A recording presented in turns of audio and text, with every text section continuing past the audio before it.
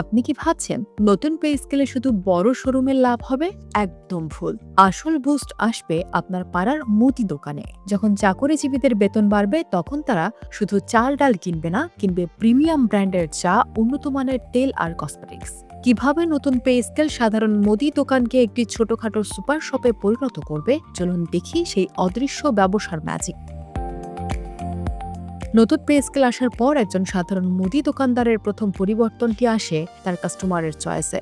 আগে যে পরিবারটি খোলা সয়াবিন তেল বা সাধারণ চাল কিনত, বেতন বাড়লে তারা সরাসরি প্যাকেটজাত ব্র্যান্ডের তেল এবং নামি ব্র্যান্ডের বাসমতি বা নাজিরশাইল চালের দিকে ঝুঁকবে। অর্থাৎ মুদি দোকানের বিক্রির পরিমাণ হয়তো একই থাকছে, কিন্তু পণ্যের মান ও দাম বাড়ার কারণে দোকানদারের মুনাফার পরিবর্তন বা মার্জিন বেড়ে যাচ্ছে। এই ভোক্তা আচরণ পরিবর্তনই মুদি ব্যবসায় প্রথম গতির সঞ্চার করে।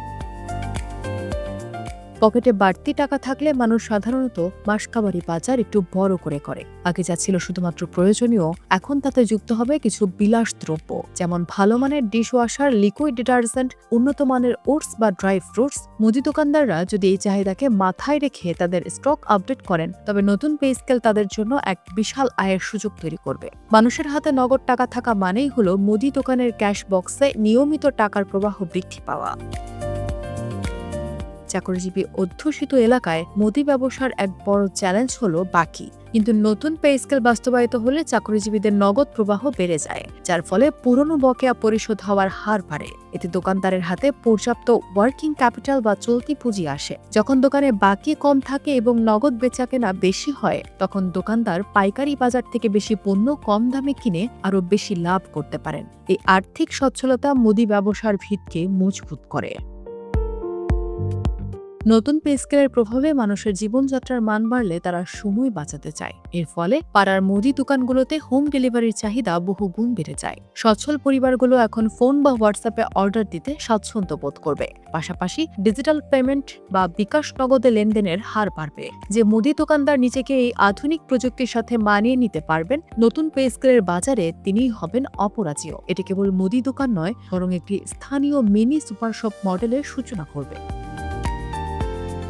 মুদি দোকানে এখন কেবল চাল ডাল নুন বিক্রি হয় না, এটি এখন হাইজিন বা পার্সোনাল কেয়ার পণ্যের বড় উৎস।